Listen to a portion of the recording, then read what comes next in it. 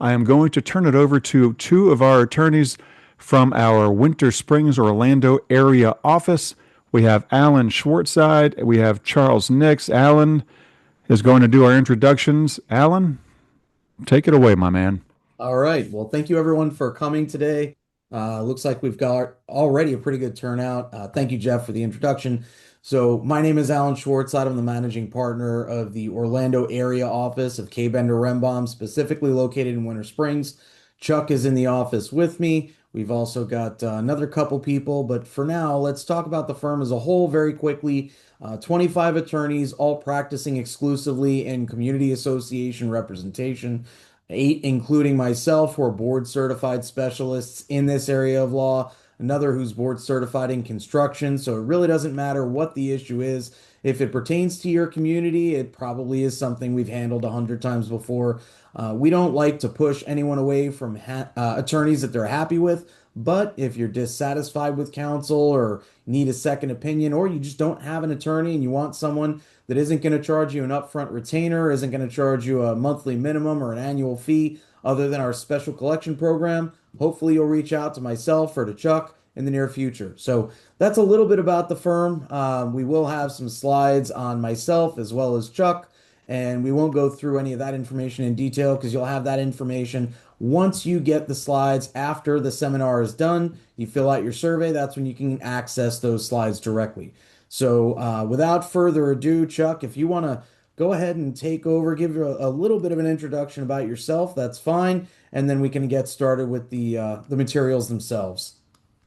Yeah, good afternoon, everyone. Thanks for joining us. My name is Chuck Nix, and I am an attorney here at KBR, Kaye Rembaum. And in fact, I've actually only been an attorney here in 2025. I have been practicing for about 20 years before that, mostly in real estate, also some community association law. But the way that KBR is structured, I really wanted to join them because they do specialize and are so effective in doing that. So briefly, let's introduction and let's move into the first slide. Alan, if you want to control those Sure. slides for us, thanks.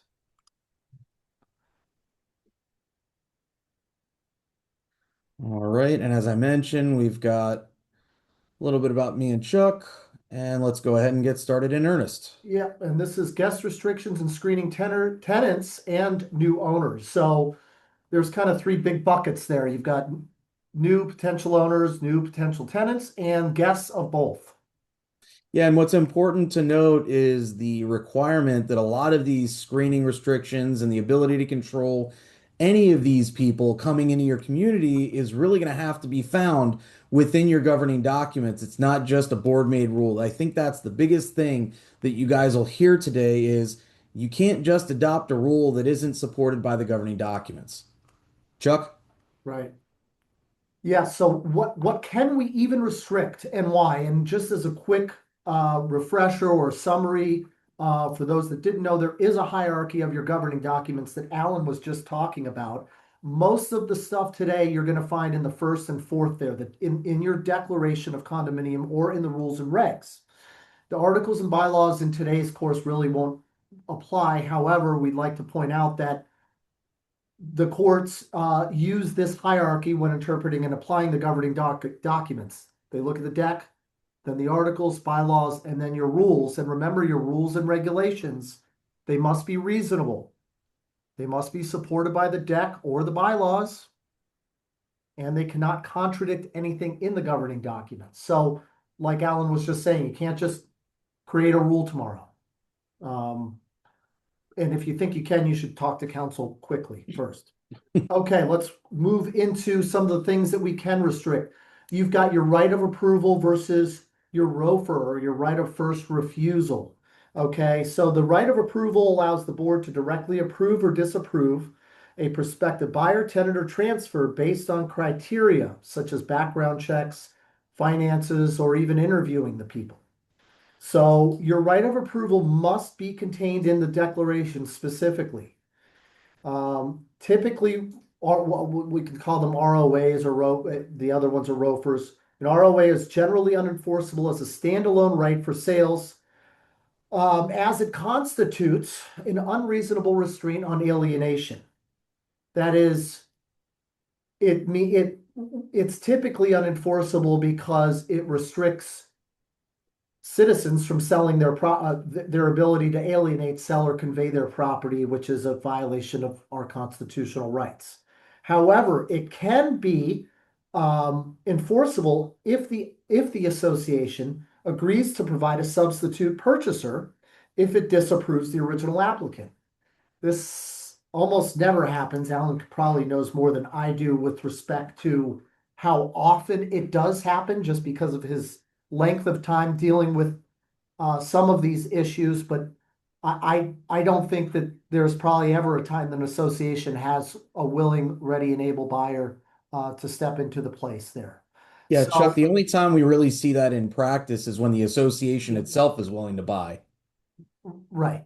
That's a very good point. And they're unless it's themselves, they're not going to be able to typically have any third party purchase it on their behalf. So the other thing to be careful for and watch out in rights of approval is discriminatory standards. For instance, a minimum credit score requirement. This can disproportionately exclude or burden members of a protected class, and this goes right to violating your fair housing laws, which are both state and federal laws. So there you have to have real concern about the content and what's being used to analyze and approve these potential purchasers. So let's move on to ROFRs, or right of first refusal. A ROFR gives the association, its members, or designees the first chance to match a bona fide third party's price and terms before the owner can proceed with a sale or lease.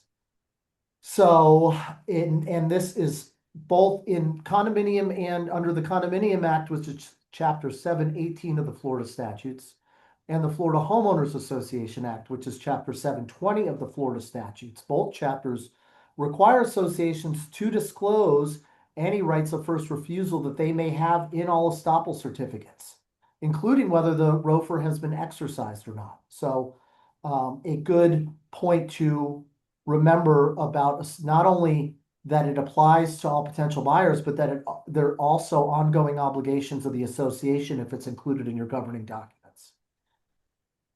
Let's go to screening background investigation fees. Associations, Florida homeowners associations, as well as condominium associations, can charge fees for screening or background investigations of prospective buyers or tenants. Again, only if it's explicitly authorized in the governing documents. You will continue to hear us harp on this over and over again, not because we want you to remember it, because we do want you to remember that, but it really does apply almost to every single sub topic that we're talking about today. It really, most of these, and probably all of them on this, at least on this slide, need to be specifically listed in the deck, or else the right is not there. Okay. Now, Chuck, let me step in just real quick, because Sure. there is one exception to that with respect to this screening. If you're doing screening just to find out what's going on, whether they have a criminal history, etc., you can do it. And if you're charging a fee, it's got to be within the statutory maximum, etc. But as Chuck mentioned, that doesn't mean that you get to tell someone they can't reside there. You just know what the criminal history is. Doesn't change anything other than your knowledge. But you can still require someone to go through that background check process. Okay, you can't require the approval, the screening, the ability to say no unless you've got that right in your governing documents. Sorry to interrupt, Chuck. Just wanted to clarify. No, that's an excellent add. And as Alan said, they must be reasonable, non-discriminatory, and also the fees must also comply with the fair housing laws as well.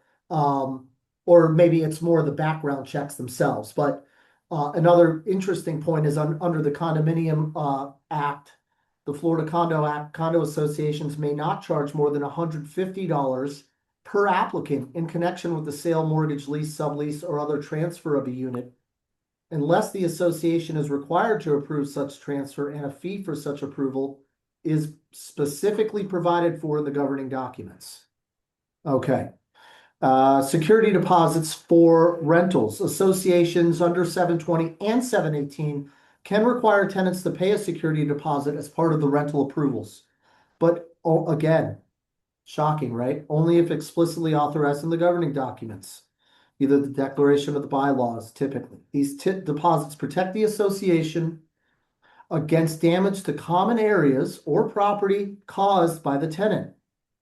They are separate from any landlord-tenant security deposit under Chapter 83. Now, Chapter 83 is your residential, commercial, and other like self-storage and stuff, eviction process in the state of Florida.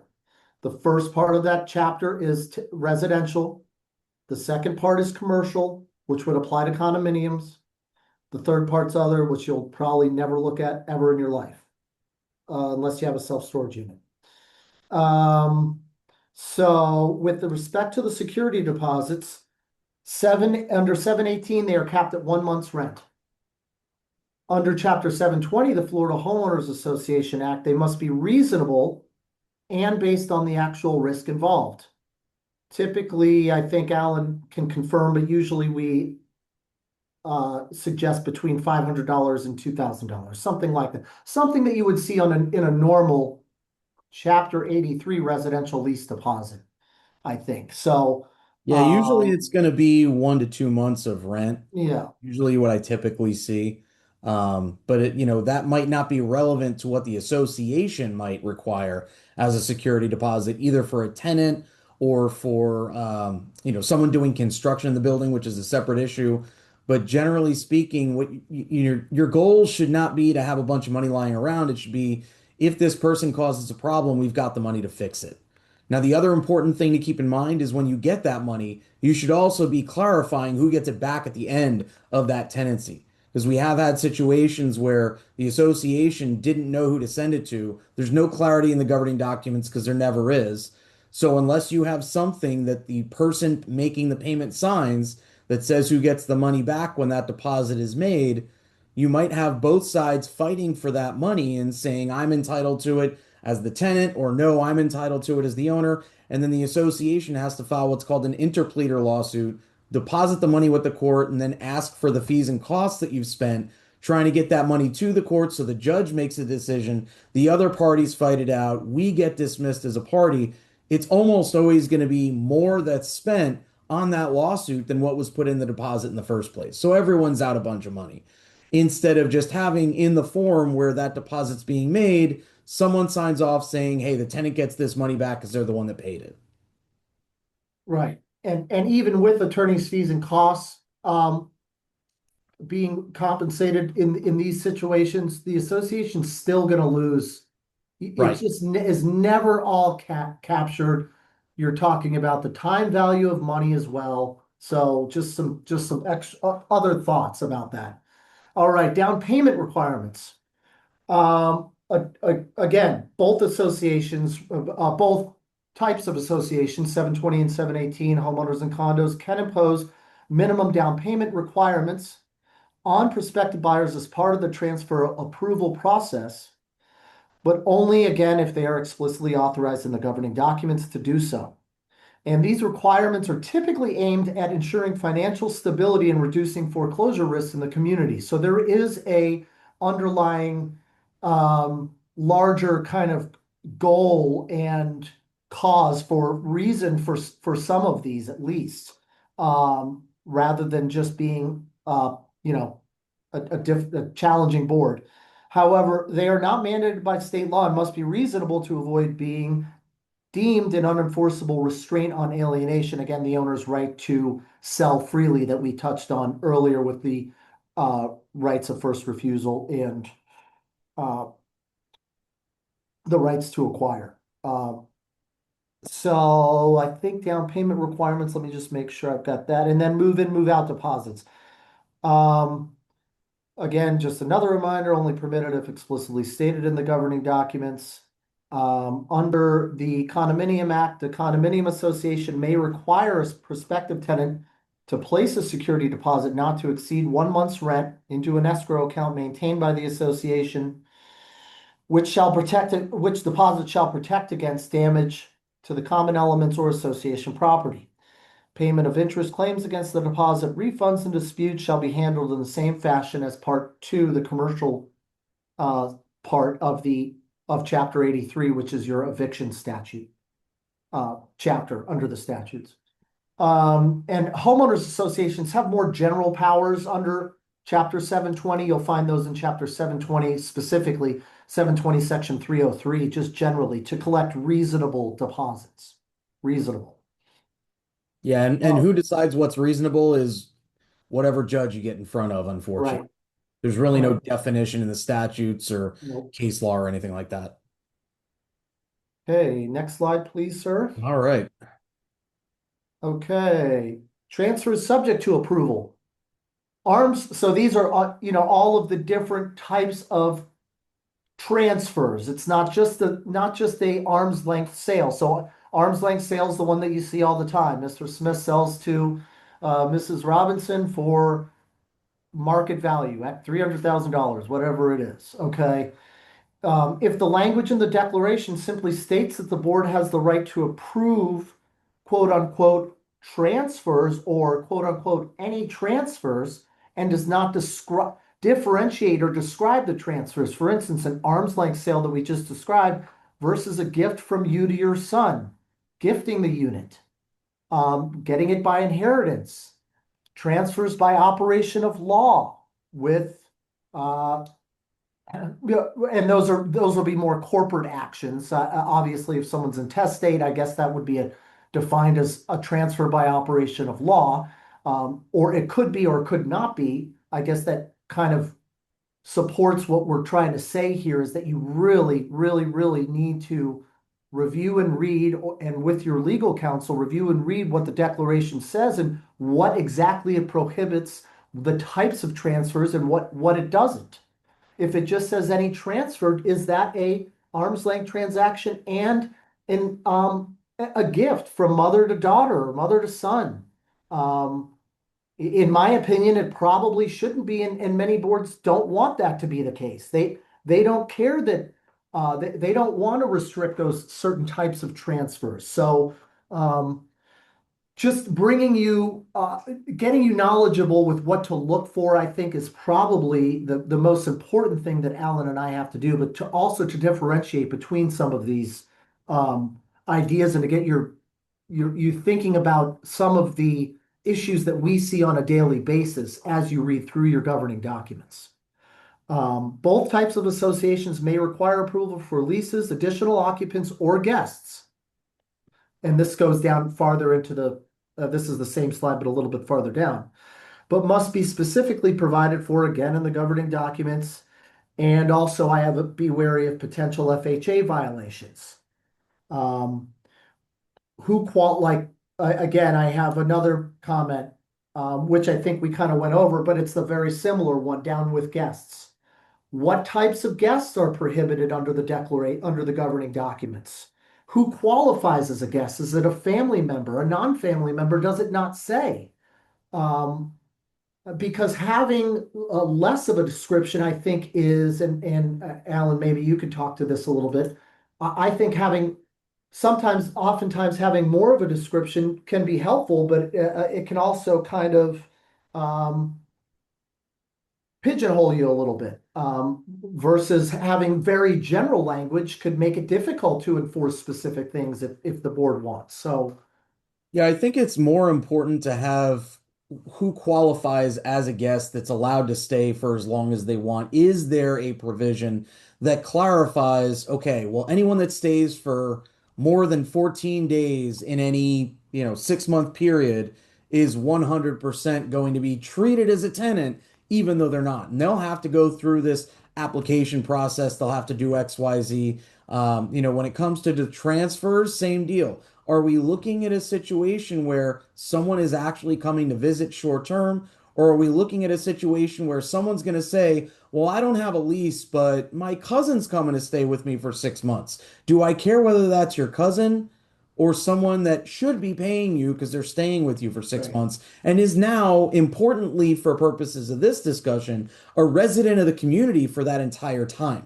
Do we want to allow people to come and go as they please, which is what a lot of people would prefer, or are we living in an HOA or a condo that needs to have regulations to keep the other members safe?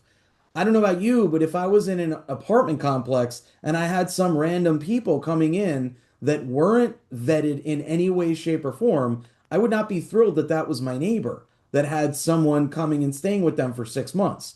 Now, you have the significant other situation where someone comes to say, that's fine. I don't have a problem with it. My point is, make it clear from your governing Right. documents that that's going to require some kind of registration process, and it's not the subject of today's class, but then we get into issues pertaining to, okay, does their vehicle need to be registered if they've been there for a certain amount of time? Do they Right. need to be listed for if you've got a beach club or some other amenities? Do they need to be listed to be able to use those things on a regular basis, with or without the member actually being present, or with or without the tenant that is registered actually being present? There are a lot of things that can go into this. And the reality is, it's more important from my perspective to be clear, whether that's clear that you have a general concept of here's who needs to do this and who doesn't, or clear as to who qualifies as a tenant versus a guest or an invitee or just a visitor. I think those are the more important factors in deciding what do we want in our governing documents. Because keep in mind, yes, it can be difficult to go through that amendment process. That doesn't mean it's impossible. And so, along the lines of every time Chuck has made the comment, if the governing documents provide for X, you can do Y. Okay, but we can always amend the governing documents, Right. presuming we can get the vote to do that. And a lot of times it is necessary to clear up these issues by an amendment because your declaration was written by people that never intended to reside in the property, meaning the developer who just wanted to build a bunch of houses and get the hell out of Dodge. Now, the other thing that Chuck mentioned was the Fair Housing Act. This comes into play a lot when we're going through this process of deciding who's allowed to live there, who's not, based on a background check. So, one of the biggest issues we come across, and by the way, this is something that we also discuss in a lot of detail when it comes to accommodation requests in a separate class that you're welcome to check out on our website at kbrlegal.com under the resources tab about the Fair Housing Act and how it deals with emotional support and service animals. But in this context, we're talking more about age-based restrictions. We're talking about, we can't have people under a certain age living here or owning property. We're talking about, okay, well, is there a disparate impact on a certain racial group, whether it's Black, Hispanic, whoever, based on looking at certain types of criminal history? And by the way, that's not us being racist. That's the government and case law saying it is discriminatory to decide an issue based on a 15-year-old DUI against a person of color, because it's not relevant to whether they're safe to the community now. Now, if they have 10 DUIs between 15 years ago and now, yeah, that you might be able to consider. But really, what you're looking for when you're looking at that criminal history as a basis to deny is going to be financial. Do they have the ability to pay what they're required to pay as members of the community or tenants within the community? Because now we have the right to go after rent if someone doesn't pay their assessments. Do they have the ability to cover that amount, to pay the association if the owner fails to do so? And when it comes to criminal history, was it violent? Was it stealing money? Because someone who got caught smoking weed is not a threat to your community as a 20 general years ago. comment. And time. Right. It was And is recent. it relevant in scope of time? Is it a 20-year-old Right. criminal record where they've done nothing wrong since then and they learned their lesson, or they were, 15 years old and didn't know better? Or is it something from last year where they beat their spouse? Those are two very different concepts. So, Chuck, I'll turn it back Yeah. over to you. Yeah, and really quick, we will answer all the questions at the end. I did see one question with respect to this slide pop up, which we can quickly answer.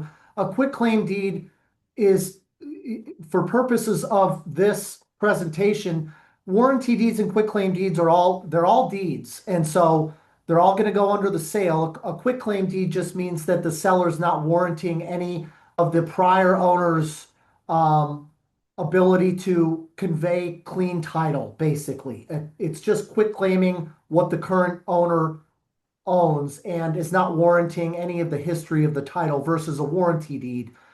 It really has to do with what representations you're making as a seller and owner of the property with respect to your knowledge of the title of the property. That's all it is. Only the buyer should be care about that. The association doesn't care about that unless the So to association is the buyer. to briefly translate lots of words to straight up English, a quitclaim deed is a document that says whatever I have, that's all you're getting. It doesn't say that I'm guaranteeing there are no liens against this property, that I owned it free and clear, that I even owned it at all. It's just whatever I've got, it's yours now. That's what a quitclaim deed is. Sorry, Thank guys. I probably went you. into the legalese there. That's okay. Um, I just, when we're explaining, it's important to do both, to explain the legal concepts, but also to put it in plain English. And that's hopefully right. between Chuck and I, that helps the person that was asking the question. Right. So, All right. okay. And I only saw we only answered that one because it happened to pop up right on the screen. We'll move to the next one. I think we've beaten that one to death. Okay. Um, three things that the board can do is approve it, disapprove a transaction based on good cause criteria that Alan just discussed, or exercise the right of first refusal or obtain for the substitute transferee. That's with respect to sales and transfers or leases and occupancy. And with respect to leases, and I think we didn't touch on that in the last slide, but it really goes to, you could also discuss maybe restrict the length of the lease as well, just like we talked about with the guest stays. But, all of those should be discussed with counsel. And if the board thinks that it wants any additional language to be added to the declaration, we can certainly discuss that with them too to amend the documents. Amending is not just for removal, but it can add powers as well if you get the votes, as Ellen said. One thing I want to add, especially in item 2 here, is there is a statute for condos specifically. It doesn't exist in Chapter 720 governing HOAs, but it specifically says that a delinquency in payment of assessments or other charges owed to the association can be a valid basis to say, no, you can't rent this until you come current, or you can't sell until you come current. Now, when it comes to selling, there's going to be an estoppel certificate, and that debt is going to get paid at closing. But when it comes to a tenancy, you're not transferring ownership, you're just transferring the right to use the property. So again, in a condo, if there's a delinquency, the statute specifically says that's a proper basis to deny the tenancy application, even if everything else is exactly the tenant you'd want. Now, whether to choose to do that or just guarantee that you've got a tenant that can afford to pay rent and then send them a rent demand before they even move in, have it sent to the unit, that's a board decision to be made. But it is important that the board knows this is an option we've got. Chuck, anything else on this slide? No, I think I don't have anything more. Thanks. All right, next. Potential liability, and we've already mentioned several, at least one of these is your housing, Fair Housing Act violations. State and federal fair housing laws really need to be very closely monitored when implementing and enforcing any of these policies. For those who don't know, the Fair Credit Reporting Act regulates how consumer reporting agencies, Equifax, TransUnion, or tenant screeners, which is an important kind of point, collect, share, and use credit and background information. So under the fair housing laws, protected classes do include race, national origin, familial status, sexual origin, marital status, and there are others. So it is this is probably, if you don't take anything else away, it's the actual substance of the policy that could really, and how it's applied and enforced by the board can really have severe implications. And they're very expensive to defend. Alan, do you want to expand on that a little bit? Yeah, I mean, regardless of how we analyze the issues, the thing that I think is most important to understand is you want to run every one of these situations by counsel. The reason that I say that, and when I say these situations, that includes your rules, your governing documents, how you're implementing it in practice. The problem with disability related lawsuits is that they're kind of like a bankruptcy in that they're specifically intended to almost instigate the filing of these complaints. They are 100% one-sided in favor of the person who claims to either have a disability or to have been discriminated against. And what that means from a practical standpoint is that it doesn't matter if you spend 50 grand and win. You won't get those attorney's fees and costs back unless you can prove that that claim was filed in bad faith. Bad faith basically means that there's absolutely no possible way that this person could have believed that there was any discrimination involved. I've literally never seen in the 15 years that I've been in this industry, and the two that I was in mortgage foreclosure before that, I've never once seen a judge find that a discrimination claim was filed in bad faith. What does that mean? You spend the time, you spend the money to defend the association, you prove you did absolutely nothing wrong, and you're still out, I'd say 10 grand at minimum. Even more if there's an actual lawsuit involved. The 10 grand is just to get through the process of dealing with the Florida Commission on Human Relations or its local equivalent. That's who prosecutes and investigates these claims. And then it gets handed over to the Department of Housing and Urban Development to actually prosecute if there's going to be a claim raised.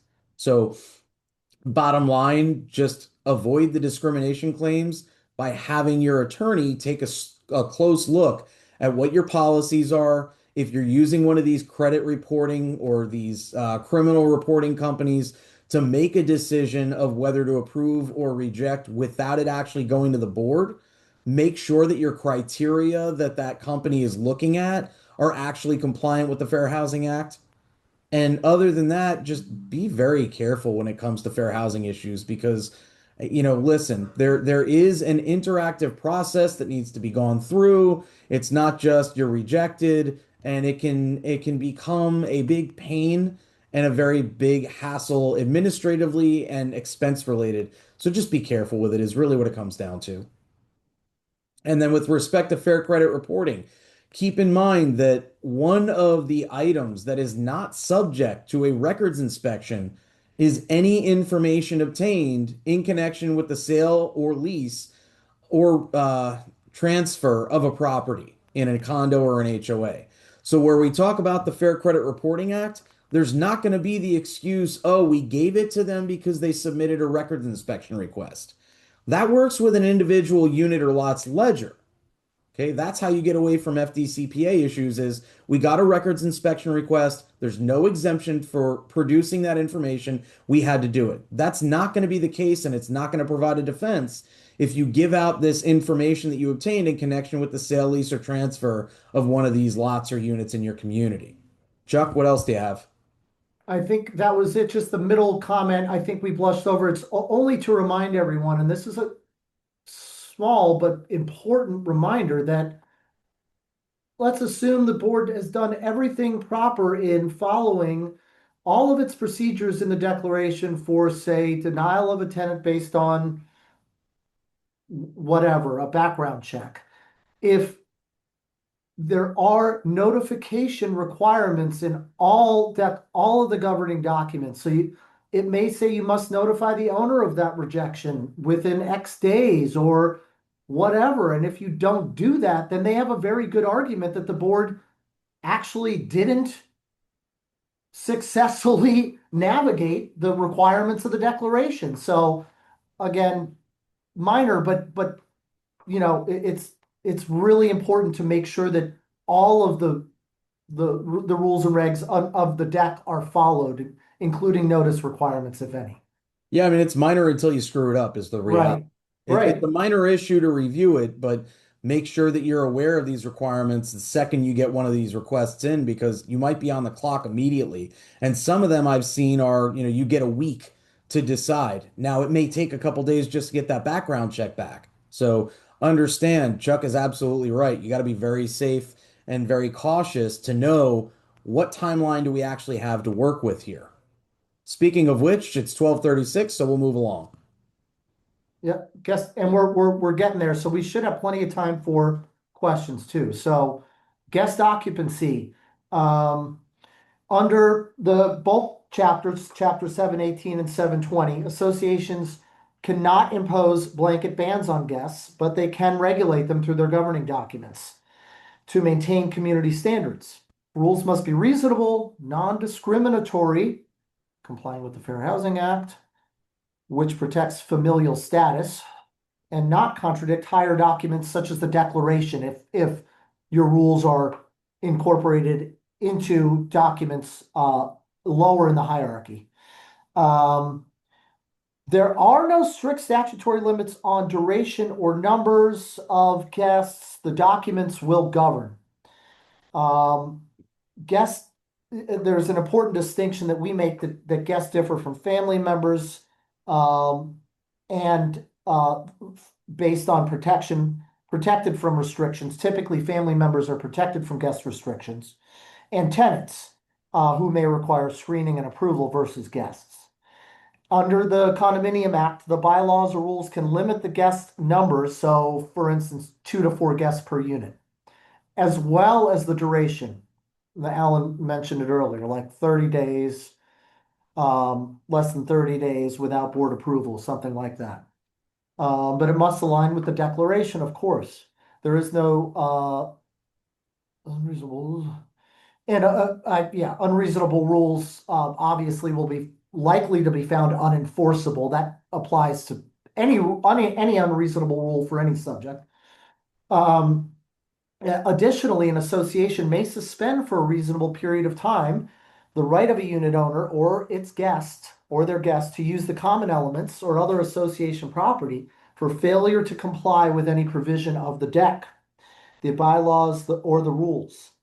And this does not, however, this does not apply to limited common elements intended to be used only by that unit. Um, or common elements needed to access the unit, for instance, a staircase just to that unit. Utility services provided to the unit, parking spaces, or elevators. So things that a person may need to like live and utilize the unit. Think of that. So also under the Homeowners Association Act, rules can set occupancy limit based, for instance, based on the number of bedrooms and require registration of guests. Also governed by the declaration and the bylaws. Section 7, Chapter 720, Section 720.305 requires compliance with the governing documents of the community by members, tenants, guests, or invitees. So this can be a somewhat powerful tool for the board if you've got a tenant acting out of place and you have the right language in there, right, Alan? Yeah, I mean, I think what the most valuable language would be when we're talking about the context of tenants and other occupants is to actually have eviction and ejectment language that authorizes the association to physically have those people removed by the sheriff. Now, that's another expense the association would have to incur, and I would send a bunch of letters before you go to that extent. But, if you've got people that are not authorized to be in the community or that are causing major problems, my perspective is you want to have the right to get these people out. You won't have the ability to do that with the owners, but you might have the right to do it with either, unregistered guests or whoever it may be. So I think, yes, the remedies Chuck mentioned are very important, but I think the eviction slash ejectment one might even be more important for purposes of what we're talking about today. Right. So anything else on that slide, Alan? That's all I had for that one. No, I mean, I think the disclosures on initial applications mentioning that, failure to disclose information could be the proper subject of invalidating the lease in and of itself is an important distinction between, well, you lied and we're upset about it, and we're lied and you lied and there's something we can do about it.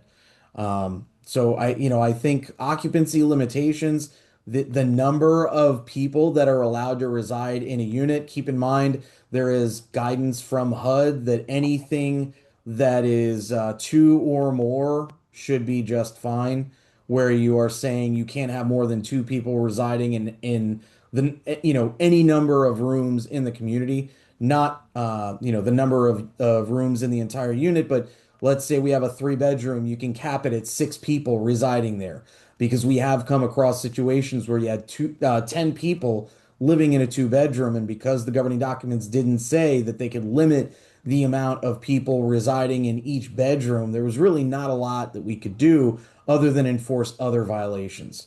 Um, and then the duration, as Chuck mentioned, we also want to look at the short-term restrictions. When we've got short-term, it's important to mention that those types of restrictions won't apply to everyone unless they actually signed on for the amendment and agreed to accept it or bought in after that amendment was adopted. The other thing in an HOA, we now have a statute that says if you are restricting for less than 6 months, or restricting to say you can't rent more than three times in a year, that will apply across the board if it gets passed. So these are just amendments that might not apply to everyone. Just make sure that you talk to your attorney about whether those particular types of amendments will apply to everyone or only the people that actually bought in afterwards.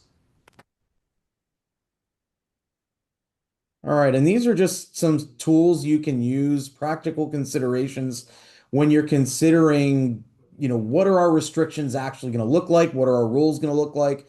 If I can jump in on this one, Chuck, just because there's a lot here, and then I'll certainly Yeah, cede some thanks. time to you. Use surveys. What do the members actually want with respect to tenancies in the community? Do we want people to be able to rent short term? Do we want people to be able to rent as many times a year as they want, as to as many people as they want, for as long as they want? Or, is it just a situation where another one that we haven't talked about yet is the amendment that says you can't rent the property until you live in the community for a certain amount of time or until you've actually owned the unit or the lot for a certain amount of time. So these are all things to consider. We move on to lease renewals. Does that require a separate and new application process, or is a renewal considered just an extension of the existing lease and it's authorized, but the owners just have to give you a copy of the lease as the association? Now, the problem with allowing lease renewals in this way and not requiring a new application process is when you've got the owner who's delinquent and is still allowed to rent for another year because you don't get to control that renewal, or who is in violation and the tenants are constantly causing problems in the community and you can't do anything about it because you don't control lease renewals. So as much as it creates an administrative hassle, my suggestion is consider having that provision that says lease renewals require yet another screening process. Because you might not know that person might have been arrested for murder during their lease and you have no idea because you're not doing another background check and that report didn't somehow make its way back to the association. Screening additional occupants. Okay, well, there are two people on the lease. There are five people living in that unit. You didn't screen the other three. You know nothing about them as a result. Is that okay or is it not? Those are considerations that the board's going to need to make and then have counsel confirm, presuming you want to add this screening of every single occupant. Is that something that you're allowed to do under your governing documents? Is it something you're allowed to do under Florida law because generally children can't be screened? Things of that nature. Or talk to your attorney about these things, figure out how you want to play it, and then move on with your life. Keep in mind the use of the facilities and common elements, as Chuck mentioned, that generally gets passed to the tenants. That means that the owner who's renting their property has no right to use those facilities. Access control, same deal. Do you want vehicles to be registered? Do you have key cards or fob systems? Does the tenant get that? Does the owner retain that or not? Do you give gate access to these tenants if they're not registered? My answer is hell no. And then, for a condo, for example, what is the front door procedure? Are you going to let these people in or are you going to try and block them? Are you going to have major issues trying to block them because you don't have the right rules in place to allow for that to happen? So these are all just practical considerations that we think are important enough to mention in a 1 hour class. Chuck, anything else here? Nope, you nailed it. Thank you. All right. Now we get And into the enforcement. Now there yeah, are a couple different ways we can do that. We can have arbitration. I wouldn't recommend that because that is where the government gets to decide your fate. And if you don't like it, you get to go to court anyway. My recommendation is for a condo or an HOA, always go to mediation if you have that option. And in this covenant enforcement context, you always have that option. It's one of the things that you're allowed to do this for. I believe in that mediation process so much that not only have I gotten certified as a county and circuit mediator, but we just put together a class that's pending DBPR approval on that very subject of mediation. We talked about eviction almost ad nauseum. Cost wise, you're probably looking at 3 to 5 grand if the tenant doesn't fight that too hard. But you have to have that in the declaration or in the lease, and you can make it part of the automatic lease form if that's something that you want to amend into your declaration or that's already there. But you evict the tenant as the agent of the owner or as a third party beneficiary of the lease. What you want to make sure, and your attorney should be helping you with this, is that evicting someone does not make you the landlord with the landlord's obligations under Florida law because you can't comply with most of those obligations because you don't own or control the property. Do we deny access, as Chuck mentioned earlier, to the property or use of the common elements? Okay, if someone's not an approved tenant, you don't have to let them into your community unless the owner gets on the horn and says, please let them in. Okay, if they're not approved, you can maybe reject the use of the common elements. Now, that's not a suspension. That's just telling the tenants, you're not approved. The owner retains these rights until there's an approved lease. So these are things to discuss with counsel based on the specific circumstances that you're in, but they're important to be aware of options. Recovering costs, damages, and attorney's fees, that's generally going to be when you file your lawsuit and win, unless you've worked with us on one of these amendments that basically says, regardless of whether we have to file a lawsuit or not, we're able to recover our attorney's fees and costs. Now, who do we recover it from becomes the next question. Okay, we've got tenants that are being booted out. Do they have the money to pay this? Probably not. We've got a landlord who presumably is getting rent money from the next tenant. We can send a rent demand, but we can only do that if they're delinquent in assessments. So not only do you want these fees and costs to be recoverable, but you want them to be recoverable as an assessment, regardless of whether a lawsuit was brought or not. That's the magic language. There's a couple different phrases that are kind of magic language in condo and HOA practice. When it comes to recovering fees and costs, the most important factor, unless you've already filed your lawsuit and you're waiting on your judgment because you think you're going to win, is does the declaration say that we can recover fees and costs even when we haven't filed a lawsuit? If the answer is no, the answer is you can't. You have to file that lawsuit. So if the violation is cured before you file suit, that's the cost of doing business. Chuck, anything else to add? no, I just think that it's very important to know that for the managers out there and the board members that you can intercept that rental income. Yeah, absolutely. Yeah, so that was All right. yeah, that was it for me for that one. And we're at the end. All right. So in conclusion, make sure you've got or amend to create the authority to go through all the rules that you want to have for your community when it comes to leasing, sales, and transfers of property. Make sure that they're clear enough so that hopefully everyone knows when they're going to be subjected to those rules and procedures. Establish procedures and proper documentation. That doesn't just include your declaration. We're talking about your rules, regulations, your application form, which should be uniform across the board. We're not talking about just having someone get you a piece of paper that they wrote down their contact information. Set up forms that you can then submit to your background check company that they can actually get the information they need. Include the important information, like a social security number, so that you don't get the wrong person with the same name that has a criminal history. John Smith probably has a huge criminal history. but John J. Smith, whose social security number is whatever, might have none.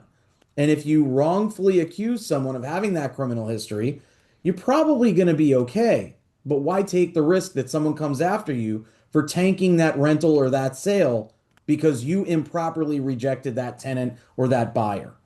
Act uniformly and consistently. Chuck said it. I say it every single seminar I do. You want timely, uniform, consistent enforcement of your governing documents. If you fail to do any one of those three things, you are opening yourself up and creating defenses for an owner who you then go after for violating your covenants. Timely, uniform, consistent. You avoid almost all defenses if you do everything that way. You want a resolution delegating the authority to a screening committee or a board member if you don't want to have a board meeting every single time someone submits one of these things. Okay, so you get your application, you've got, let's say, your 7 to 14 days. Do you really want to have every time someone submits, just like you have to do with the architectural review process, yet another board meeting?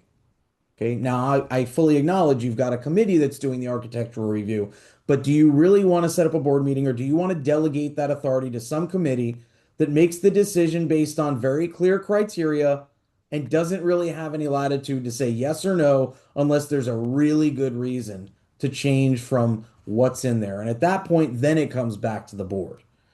And by the way, your policies and procedures should establish what those criteria for that crazy situation where, oh, this isn't covered, we need the board's input. Okay, it should be very clear what those situations are.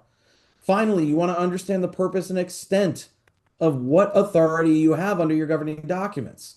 If you don't understand why the language is in there and you don't understand what it actually says, I hate to be blunt, but you're gonna screw it up. So, whether that requires an opinion of counsel as to the extent of authority you have, whether you want to set up rules and regulations and procedures and run those by counsel to make sure that the declaration provides the authority you want, and then any authority that's not in there, propose amendments for that purpose. However you want to do it is probably fine. Just make sure you actually look into it rather than making presumptions that what the prior board or the prior manager was doing was the right way to do it because it's been done for 20 years that way. That's a great way to fall into traps of doing it wrong for another 20 years. Okay, so just make sure that you're getting opinions that are under current Florida law and your current governing documents. What a lot of people miss, and we have a legal update seminar every single year because the legislature screws with HOAs or condos or both almost every year, at least for the last 5 years or so. There were minor changes here and there until then, but it's been every single year that there has been a sea change in the way that condos and HOAs are supposed to operate. So make sure that you're at least running this through counsel. Chuck, any other closing thoughts before we get to Q&A? No, thank you all for attending our webinar, and we look forward to answering some more questions now. All right, game on. Sounds good. And folks, just before the guys get to some of the Q&A, in the chat area, we placed the link for the evaluation. After you click that link and fill out the evaluation, the required part is over. You're more than welcome to hang out for the Q&A. But again, many of you have already asked me after the evaluation, can we go? The answer is yes. I'll place it. If you haven't already hit the chat button so that it appears, go ahead and do that now, and I'll place the link in there in about 30 seconds once again. Back to you guys. Thank you, sir. All right, well, Q&A. I usually go pretty rapid fire on these. Chuck, if you want to take one, and then I'll just take the next one and we'll bounce back and forth. Sure. Looks like we've got about 28 questions, so hopefully we can get through those. I know that a lot of people are probably going to want to leave in the next 5 minutes here, but we'll try and get through as many as we can. I can stick around for about another 15 minutes after we were supposed to be done here today. So if you want to take as many as you can, we'll just bounce back and forth. And if you have to go, I'll try and finish out the rest. Sure. The first one is an owner has requested an accommodation for a live-in aid, which the association granted. Now the owner is refusing to have the aid furnish us with paperwork, giving us the contact and emergency information. In the event of any issues on the property, we cannot contact this individual. What is our recourse? I think it's going to depend on what your declaration says, unfortunately, but I don't know that you necessarily have any recourse if you've approved this live-in aid without the required information that you're asking about. Alan, did you have any other? So just a wrinkle that I'll point out, this is a fair housing issue more than anything else. And keep in mind, when it comes to fair housing, you might be required to allow the accommodation. That doesn't mean the person who you granted the accommodation to is allowed to ignore your rules and regulations. So if this was a live-in aid due to a disability, and that's why this person was granted because you were asked to grant an accommodation, you might have been required to grant the accommodation sooner than you would have granted the tenancy or the occupancy.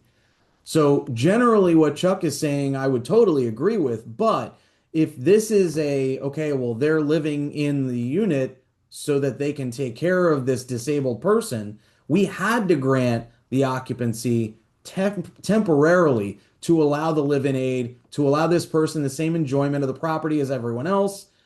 You might still have the ability to go after them if, according to your governing documents, you have the ability to go after people after the fact. But as Chuck mentioned, if it was just a blanket approval and it was, yes, you can live here, and the tenant failed, or I'm sorry, the live-in aid failed to comply with your restrictions, you might be out of luck. That's one that you really need to run by counsel. But again, if it's just that you approved for purposes of fair housing and granted the accommodation to have the live-in aid, that's different from approving this particular individual living in the property on an ongoing basis. All right, we have anonymous. I've never seen an anonymous attendee ask questions I haven't either. webinars, but okay. Regarding rights of selling owners, I'm guessing this is a unit owner asking a question, but that's okay. We're here. AI is a scary thing, right? Yeah. Well, frankly, I'd rather have a unit owner asking us questions than relying on Chat GPT Esquire. So I really appreciate it. Regarding rights of selling owners, if the association has a written opinion directing them not to fill out the long invasive questionnaires for mortgage companies. Okay, so this is talking about the association going through a mortgage questionnaire that has nothing to do with association business and gives the association and the attorney filling it out a whole bunch of potential liability. If the association has a written opinion directing them not to fill this out, then what can you suggest that the owner take on that responsibility? Well, I don't know that the owner, other than an owner's attorney, is going to be able to complete that questionnaire. It might be that the owner has to hire counsel for the real estate transaction and to fill that out in order for that to be done. But yes, I mean, if you want to get a loan, the owner might have to take care of this. So this is Fannie Mae and Freddie Mac will customarily require long-winded and very detailed information about the condominium, how it operates, whether it's compliant with structural integrity reserve requirements, whether it's got enough in reserves, whether it's going after enough of the owners when it comes to collection, etc. My opinion is the association shouldn't be required to fill that out because there's no benefit to the association. There's no statute that says the association must do it. And there's huge liability. Let's say this is a $500,000 loan. The association has no benefit. The attorney gets a couple $100 for writing the opinions here. Where's the benefit to anyone other than this person that's trying to sell their unit and the person trying to buy it? So I suggest, yeah, unfortunately, that might be a situation where the seller has to actually hire their own independent counsel, hopefully someone who's qualified to deal with real estate or community association issues. Chuck? Yes, from Mr. Spatz. If a homeowner didn't inform the association in advance of a sale, can they still use the ROFR? Remember, that's the right of first refusal. When they receive the application, I assume the sale, Jonathan, that has not occurred yet. So again, it depends because it's going to depend on what the ROFR says in your declaration. But typically, if there is a ROFR in there, it will require advance notice. So yes, I mean, I think that's exactly the point. One of the points of being able to, including the ROFR, is to have allowing the board the right to review and approve or deny any sale. So Yeah, I generally agree. I mean, the only thing that I'll add to that is you got to look at your governing documents to see what the procedure is. If there's nothing that says if this process isn't followed, here's what happens, then it's kind of up in the air. If right, there's good point. language that says if this process isn't followed, some declarations say that the transaction is voidable at the board's request. Some say that it's void, meaning it's like it never happened, which creates even bigger issues. So you just got to look at your declaration and figure out what actually happens when it says this. Um, so Jill asks, an association can't disapprove for low credit score. Definitely not something I said.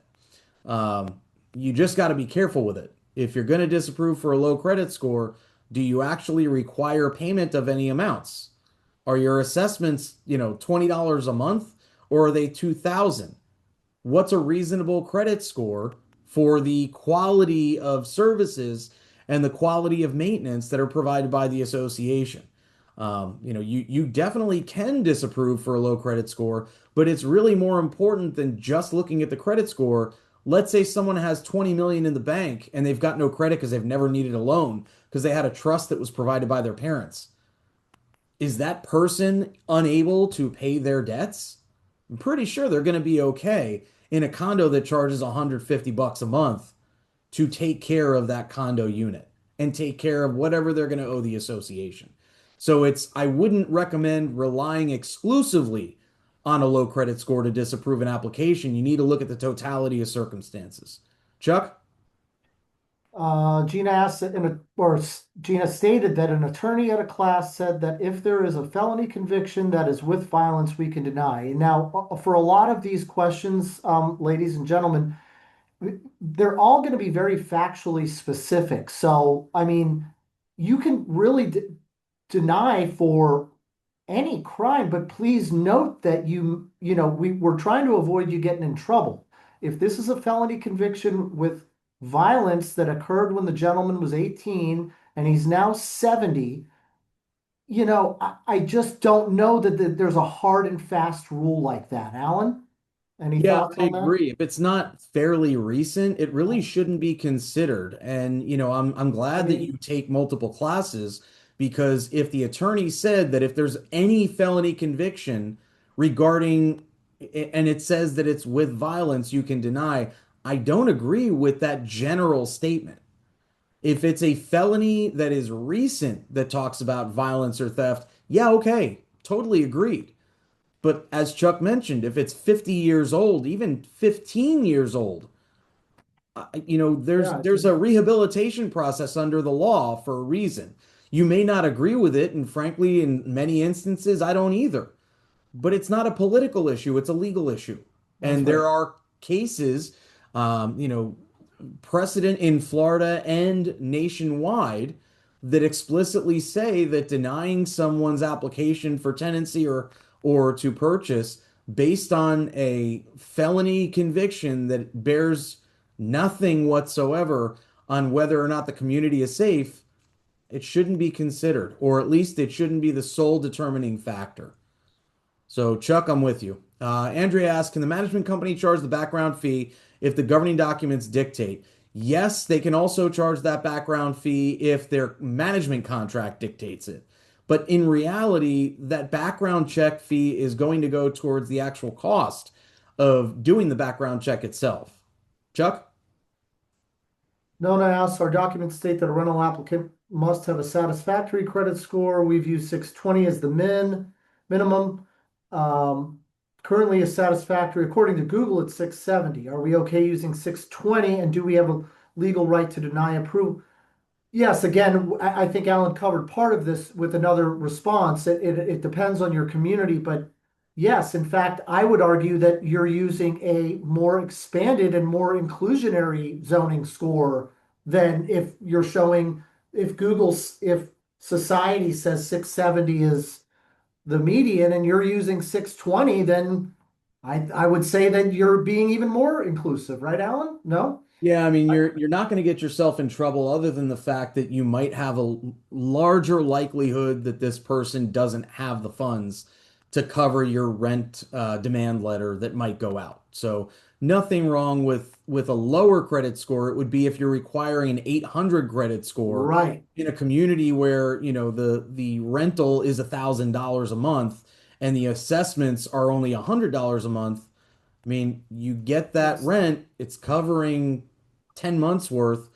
I just don't think that would be reasonable. But what you're describing, Nona, I think is entirely reasonable and totally fine. Vic asks, can an owner be charged a fee for renting their unit? No, other than the background checks and the security deposits and things that we discussed today. There's no separate fee that can be charged. I'll take the next one because I was quick. Nona, in our condo, we require a background check for applicants to rent if someone has a We violent answered criminal it. history within the and conviction, which you know what? We didn't mention that, but that is a very crucial factor. The fact that you have been arrested is not legally sufficient to prove that you actually did the crime. You need a conviction for that to become relevant for purposes of a background check. So that's not something we mentioned, but thank you for pointing it out, Nona. That is important. All right, so that violent criminal history in the last 5 years, can we deny for the safety of others? Only if you've got the ability in your governing documents to deny tenancies, and your policy says that that's one of the rational bases on which you will deny a tenancy if you have that 5 year criminal history. But generally speaking, if you've got all that in your rules, absolutely, my opinion is that is a proper basis to deny a tenancy. Chuck? Well, Vivian asked, when condo lease security deposits have been rolled over, can we submit the refund to the owner? We have a few, it's been there for years. The lease Kind of what we security, discussed earlier. I mean, you want to know who it's going to. If you don't, that tenant presumably is gone if they're no longer there. I don't know what right they would have to challenge it. Maybe wait for the statute of limitations to expire on that claim for the security deposit and then hand it back to the owner when you know that you won't really have a meaningful risk of being sued by the tenants.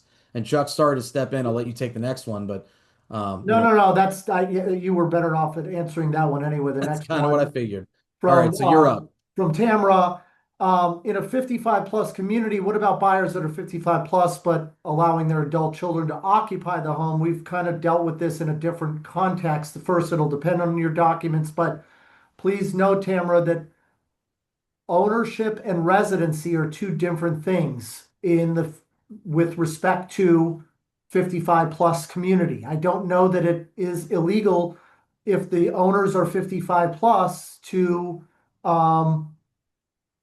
typically they will not permit, they must be residing with their adult children is typically what the declaration will say. Yeah, and that's not required under the can't even think of the HOPA, Oh, but yeah. I can't think of the full name of the acronym, but the bottom line is that's Um, not even required under the statute. It's just that you have to have a certain percentage of the residents having at least one person above the age of 55. But again, like Chuck said, you'll want to look at your declaration to get the final answer on this. And frankly, this is one because it is a fair housing issue and a 55 and over issue. I would recommend running it by your attorney directly. Vivian says we don't have any detailed information about the docs, about guests and occupants, but the board wants to evict a guest that's been living in his cousin's unit for months and has issues with his background. Owner claims he's a family member. Can we request eviction if not supported by the documents? Short answer, no. Sorry. The bottom line is you can enforce the problems that you've been having with this tenant as a covenant violation and request when you go and get your injunction that the court actually order the owner to force this person to leave. But you can't just go ahead and evict them in and of itself by yourself without actually having anything in the governing documents that allow that. And Diane, just very briefly, yes, all of these answers will also apply to 719, which is the cooperative statute in Florida. I'm not sure what Gina, Gina's no, you can't question. deny if it's not in the documents. Chuck, you take Clifford, please. Okay. Clifford says, you frequently mention amending the governing docs to strengthen restrictions or establish requirements. Are there instances when some changes might only apply to the owners who voted for it? And also that some owners could be grandfathered and therefore excluded. Seems that legal counsel clearly needed to advise what is possible. Yes, that is true, Clifford. That's a very good point. They, it could apply it. It really depends on what we're talking about, but certain rules and regulations may only apply to owners going forward. Alan, did you have anything more to say about that? It just this. No, I mean, I think I mentioned most of what I would respond with earlier. The big issue that you would see that happen in is if it is a leasing restriction saying you can't lease unless X, where you've got the provision of Chapter 720 that dictates when it will apply across the board and when it won't. That's really a short-term rental issue more than anything else. And then you've got, your leasing restrictions, anything else in a condo, anything other than short term that complies with the statute in an HOA and anything in a 719, all of those are going to be only the people that signed on, so to speak. Angelina asked, can the board add a minimum credit score for tenants when the governing documents don't mention that requirement? If you've got, the ability to screen, then you've got the ability to select what those restrictions and requirements might be. So the short answer is you got to look to see whether you've got the ability to deny tenants or buyers in the first place. If the answer is yes, then you've got the authority to do what you need to do. Chuck? Herbs asked two questions. We are in an HOA. Yes, you can add screening of new owners to your declaration. I don't know what after the fact means, but I I think you think it mean, means an amendment, and the answer is yeah, yes. yes, absolutely. And we encourage you to talk to legal counsel about amending your documents. Oftentimes, at least us, I can't speak for anyone else, but we will point out other amendments that the board may want to consider in conjunction with this so that we're not going back and forth and wasting money and time too. So just a side note.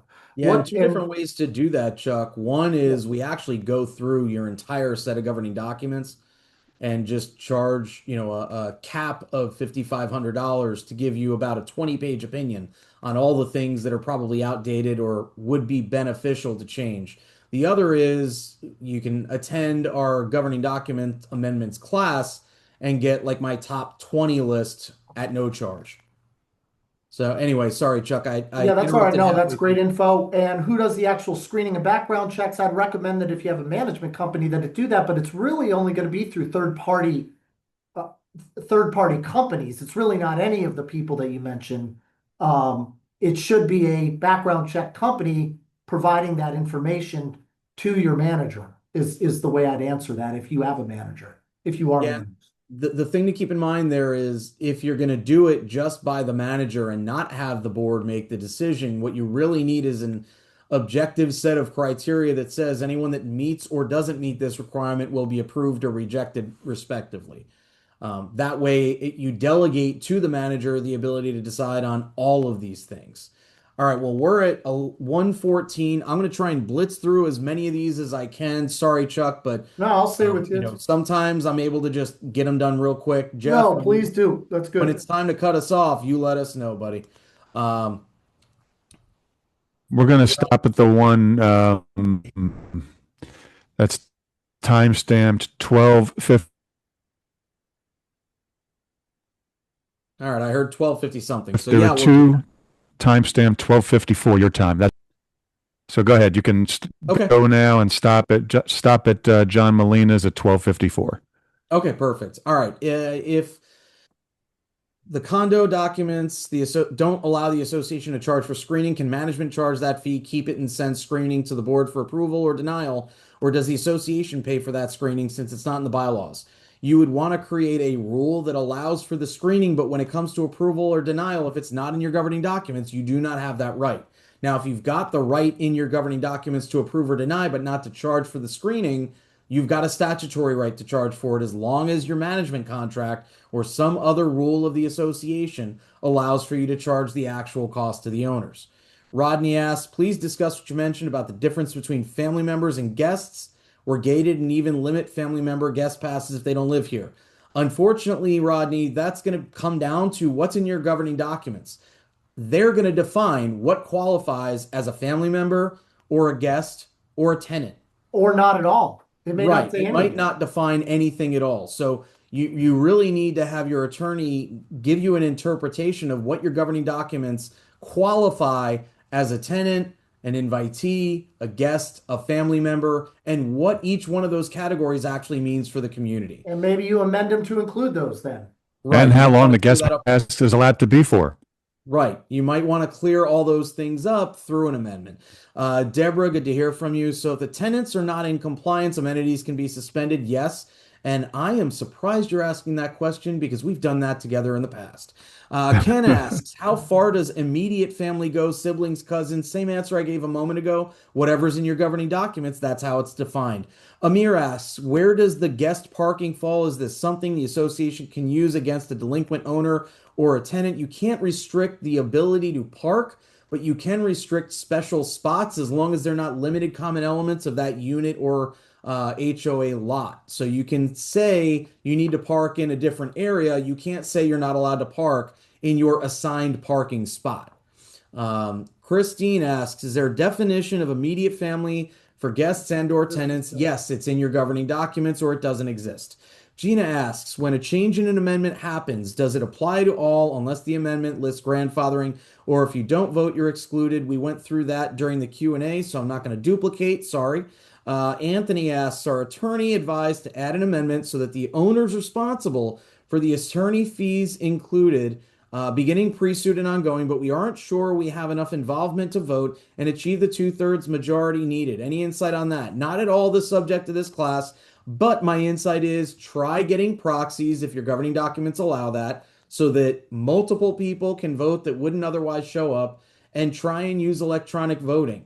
The other thing you might consider is an amendment to reduce the threshold for future amendments so that instead of needing to get the 2/3 for a substantive amendment, now you just need to get half the people that actually show up when there's a quorum. Rodney asked, Hey, Alan, the next two are the last two. okay, perfect. Thank you. Can we put in a restriction that unapproved tenants can't be put on a guest list? Not sure what that guest list entails, but probably yes, but I can't give you a definitive answer because I don't know what that guest list means. I think it means at the gate, meaning they have to call in, and yes, that is totally fine with me. John asks, when a decision is made to allow new owners to purchase a home and thereafter violations occur and fines imposed, my HOA's understanding that the maximum fines are upward to $1,000. It seems that those low fines are not an incentive to do anything. What approach may be used to control such a Alan's situation? favorite question. Yeah, I mean, I totally agree. Especially if your governing documents don't allow you to exceed that $1,000. Whether you can actually lien for those fines is a question that your attorney needs to answer. The fact of the matter is fines do jack to actually require enforcement. If they're even paid by the owner, that just becomes the cost of them being allowed to violate whenever the hell they want. So my perspective, first, take our covenant enforcement class that's recorded and available online anytime.